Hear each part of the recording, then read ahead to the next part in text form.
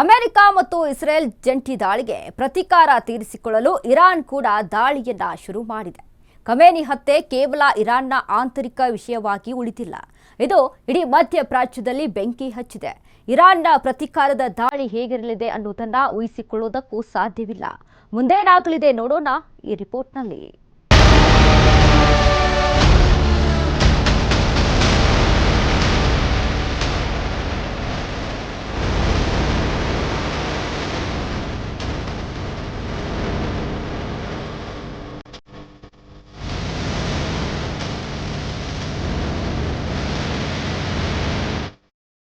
ಇಡೀ ಮಧ್ಯಪ್ರಾಚ್ಯ ಬೆಂಕಿಯ ಉಂಡೆಯಾಗಿದೆ. ಫೆಬ್ರವರಿ 28ರಂದು ನಡೆದ ಜಂಟಿ ದಾಳಿಯಲ್ಲಿ ಸರ್ವೋಚ್ಚ ನಾಯಕ ಅಲಿ ಖಮೇನಿ ಸಾವನ್ನಪ್ಪಿದ್ದಾನೆ. ಇದರ ಬೆನ್ನಲ್ಲೇ ಇರಾನ್ ತನ್ನ ಕಾರ್ಯಾಚರಣೆಯನ್ನ ಆರಂಭಿಸಿದೆ. ಇರಾನ್ನ 100 ಕ್ಷಿಪಣಿಗಳು ಈಗ ಇಸ್ರೇಲ್ನ ಟೆಲ್ ಅವೀವ್ ಮತ್ತು ಅಮೆರಿಕದ ಸೈನ್ಯದ ನೆಲೆಗಳ ಮೇಲೆ ಅಪ್ಪಳಿಸುತ್ತಿವೆ. ಇದು ಕೇವಲ ದಾಳಿಯಲ್ಲ, ಅಮೆರಿಕ ಮತ್ತು ಇಸ್ರೇಲ್ ಅಸ್ತಿತ್ವಕ್ಕೆ ಇರಾನ್ ನೇರ ಸವಾಲು ಹಾಕಿದೆ. ಇರಾನ್ ಗುರಿ ಈಗ ಅಮೆರಿಕದ ಸೈನ್ಯದ ಮೇಲೆ ಇಟ್ಟಿದೆ. ಇಷ್ಟೇ ಅಲ್ಲ, ಗಲ್ಫ್ ರಾಷ್ಟ್ರಗಳಲ್ಲಿರುವ ಅಮೆರಿಕದ ಪ್ರಮುಖ ಸೇನಾ ನೆಲೆಗಳ ಮೇಲೆ ಕ್ಷಿಪಣಿಗಳ ಮಳೆ ಸುರಿಯುತ್ತಿದೆ.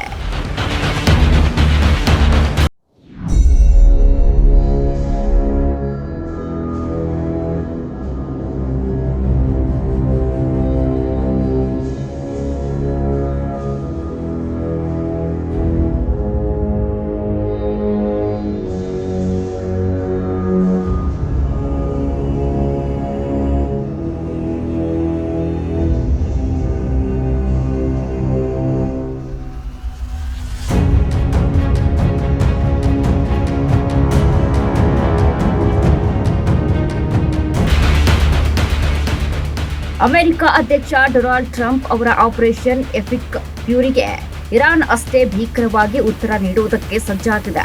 ಇಸ್ರೇಲ್ನ ಹೆಮ್ಮೆ ಎನಿಸಿಕೊಂಡಿರೋ ಅಯನ್ ಡೋಮ್ ಎಂಬ ರಕ್ಷಣಾ ಕವಚ ಈಗ ಫೀಲ್ಡ್ಗೆ ಇಳಿದಿದೆ. ಟೆಲ್ ಅವೀವ್, ಹೈಫಾ ಮತ್ತು ಜೆರುಸಲೇಂ ನಗರಗಳ ಮೇಲೆ ಇರಾನ್ ಬ್ಯಾಲಿಸ್ಟಿಕ್ ಕ್ಷಿಪಣಿಗಳನ್ನ ಉಡಾಯಿಸಿದೆ.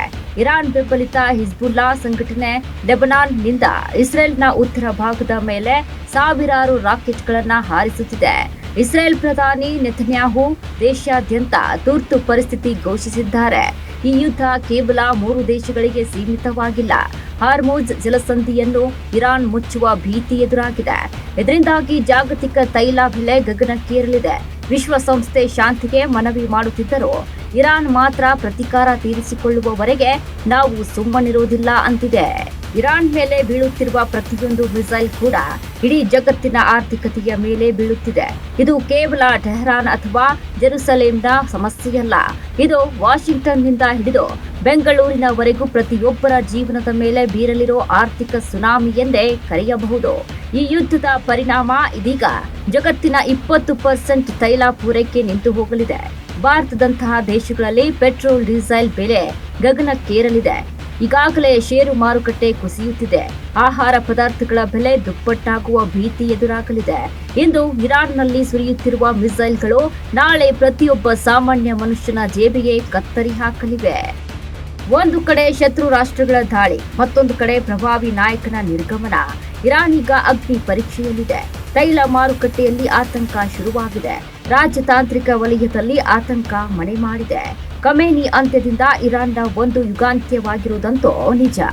ಆದ್ರೆ ಆ ಯುಗ ಬಿಟ್ಟು ಹೋಗಿರುವ ಬೆಂಕಿ ಇಡೀ ಮಧ್ಯಪ್ರಾಚ್ಯವನ್ನೇ ಸುಡಲಿದೆಯೇ ಅಥವಾ ಇರಾನ್ನಲ್ಲಿ ಶಾಂತಿಯ ಹೊಸ ಹಾದಿ ಹುಟ್ಟಿಕೊಳ್ಳಲಿದೆಯೇ ಅನ್ನೋ ಪ್ರಶ್ನೆ ಇದೀಗ ಎದುರಾಗಿದೆ. ಇಷ್ಟಾದರೂ ಇರಾನ್ ಯಾವುದೇ ಕಾರಣಕ್ಕೂ ಸುಮ್ಮನೆ ಕೂರೋದಿಲ್ಲ. ಇರಾನ್ ನೇರವಾಗಿ ಯುದ್ಧ ಮಾಡದಿದ್ದರೂ ಅದರ ಬೆನ್ನಿಗೆ ನಿಂತಿರುವ ಲೆಬನಾನ್ ಹಿಜ್ಬುಲ್ಲಾ, ಯಮನ್ ಹೌತಿ ಬಂಡುಕೋರರು ಮತ್ತು ಇರಾಕ್ನ ಮಿಲಿಟೆಂಟ್ ಪಡೆಗಳು ಅಮೆರಿಕದ ಮಿತ್ರ ರಾಷ್ಟ್ರಗಳ ಮೇಲೆ ಏಕಕಾಲಕ್ಕೆ ದಾಳಿ ಆರಂಭಿಸಬಹುದು.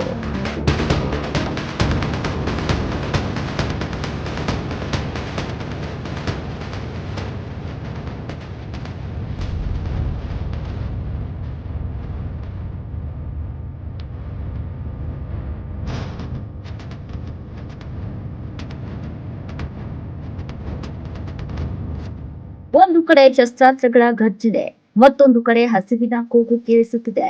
ಈ ಯುದ್ಧ ನಿಲ್ಲದಿದ್ದರೆ ಮಿಸೈಲ್ ದಾಳಿಗಿಂತ ದೊಡ್ಡದಾದ ಹಸಿವಿನ ದಾಳಿ ಇಡೀ ಜಗತ್ತನ್ನ ನುಂಗಿಬಿಡುತ್ತೆ. ವಿಶ್ವದ ದೊಡ್ಡಣ್ಣ ಅಮೆರಿಕ ಮತ್ತು ಇಸ್ರೇಲ್ ಹಚ್ಚಿದ ಈ ಕಿಚ್ಚು ಸಾಮಾನ್ಯ ಜನರ ಬದುಕನ್ನೇ ಸುಟ್ಟು ಭಸ್ಮ ಮಾಡಲಿದೆ. ಯುದ್ಧ ಬೇಡ, ಶಾಂತಿ ಬೇಕು ಅನ್ನೋದು ಕೋಟ್ಯಾಂತರ ಜನರ ಅಭಿಪ್ರಾಯ. ಆದ್ರೆ ರಣರಂಗದ ವಾಸ್ತವ ಮಾತ್ರ ಬೇರೆಯೇ ಇದೆ. ಟೆಹರಾನ್ನಲ್ಲಿ ಎದ್ದಿರುವ ಒಂದು ಸಣ್ಣ ಕಿಡಿ ಇಡೀ ಜಗತ್ತನ್ನ ಸುಡಲು ಆರಂಭಿಸಿದೆ. ಅಮೆರಿಕ ಮತ್ತು ಇಸ್ರೇಲ್ ನಡೆಸಿದ ದಾಳಿ ಹಾಗೂ ಸರ್ವೋಚ್ಚ ನಾಯಕ ಖಮೇನಿ ಅವರ ಸಾವು ಇದೀಗ ಇಡೀ ಜಗತ್ತನ್ನ ಆತಂಕಕ್ಕೆ ಒಳಪಡಿಸಿದೆ. ಭಾರತಕ್ಕೆ ಇರಾನ್ ಕೇವಲ ಒಂದು ದೇಶ ಮಾತ್ರ ಆಗಿರಲಿಲ್ಲ, ಅದು ಇಂಧನದ ಪ್ರಮುಖ ಮೂಲ ಮತ್ತು ಮಿತ್ರ ರಾಷ್ಟ್ರ. ಇರಾನ್ನಲ್ಲಿ ಯುದ್ಧವಾದ್ರೆ ಭಾರತದಲ್ಲಿ ಪೆಟ್ರೋಲ್ ದರ 100ರ ಗಡಿ ದಾಟಿ ಎಲ್ಲಿಗೆ ತಲುಪುತ್ತೋ ಗೊತ್ತಿಲ್ಲ. ಲಕ್ಷಾಂತರ ಭಾರತೀಯರು ಕೆಲಸ ಮಾಡುತ್ತಿರುವ ಗಲ್ಫ್ ರಾಷ್ಟ್ರಗಳ ಸುರಕ್ಷತೆಯ ಬಗ್ಗೆ ಇದೀಗ ಆತಂಕ ಶುರುವಾಗಿದೆ. ನವದೆಹಲಿ ಈಗ ಅತ್ಯಂತ ಎಚ್ಚರಿಕೆಯ ತೂಗುಗತ್ತಿಯ ಮೇಲಿನ ನಡೆಯನ್ನ ಅನುಸರಿಸುತ್ತಿದೆ. ಇರಾನ್ ಈಗ ಒಂದು ಸುಡುತ್ತಿರುವ ಜ್ವಾಲಾಮುಖಿ. ಇದು ಶಾಂತವಾಗುತ್ತಾ ಅಥವಾ ಸ್ಫೋಟಗೊಂಡು ಇಡೀ ಜಗತ್ತನ್ನ ಸುಟ್ಟು ಭಸ್ಮ ಮಾಡುತ್ತಾ ಅನ್ನೋ ಪ್ರಶ್ನೆ ಎಲ್ಲಾ ದೇಶದ ದೊರೆಗಳನ್ನ ಕಾಡುತ್ತಿದೆ. ಯಾಕಂದ್ರೆ ಇಲ್ಲಿ ಸೋಲು ಗೆಲುವಿನ ಪ್ರಶ್ನೆ ಇಲ್ಲ, ಇಲ್ಲಿರೋದು ಅಸ್ತಿತ್ವದ ಪ್ರಶ್ನೆ ಮಾತ್ರ. ಅತ್ತ ಅಮೆರಿಕ ತನ್ನ ಅಧಿಪತ್ಯವನ್ನ ಉಳಿಸಿಕೊಳ್ಳುವುದಕ್ಕೆ ಶಪಥ ಮಾಡಿದ್ದರೆ, ಇತ್ತ ಇರಾನ್ ತನ್ನ ಸ್ವಾಭಿಮಾನ ಮತ್ತು ಅಸ್ತಿತ್ವಕ್ಕಾಗಿ ಯಾವುದಕ್ಕೂ ಸಿದ್ಧ ಎನ್ನುತ್ತಿದೆ. ಇಸ್ರೇಲ್ನ ಕಿಡಿ ಈಗ ಹತ್ತಿಕೊಂಡಿದೆ, ಆದ್ರೆ ಅದರ ಶಾಖ ಇಡೀ ಭೂಮಂಡಲಕ್ಕೆ ತಟ್ಟುತ್ತಿದೆ. ಇದು ಈ ಹೊತ್ತಿನ ಸ್ಪೆಷಲ್ ಸ್ಟೋರಿ. ನೋಡ್ತಾ ಇರಿ ಅಶ್ವವೇಗ ನ್ಯೂಸ್, ಇದು ಸತ್ಯಾನ್ವೇಷಣೆಯ ಓಟದಲ್ಲಿ.